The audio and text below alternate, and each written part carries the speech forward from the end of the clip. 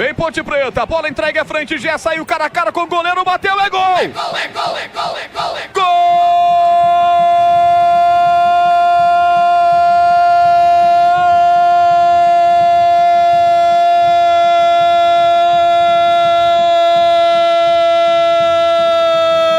Gol da Ponte!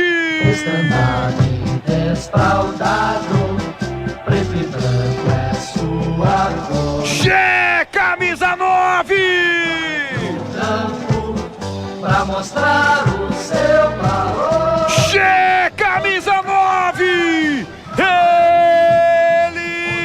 não perdoa! Che marca e faz a festa do torcedor da Ponte em todo o planeta, na marca de 40 minutos.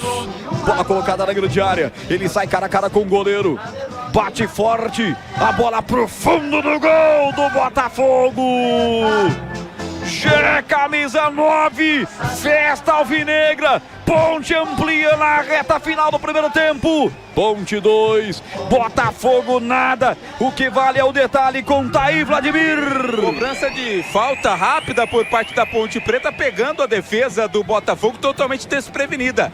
Gabriel Risso surgiu livre na lateral esquerda, fez o cruzamento pro Gé. Muito bem colocado dentro da área, que mandou pro fundo das redes, marcando o 4º gol dele no Campeonato Paulista. Gé, artilheiro da Ponte Preta na competição, e a Ponte amplia 2-0. Matheus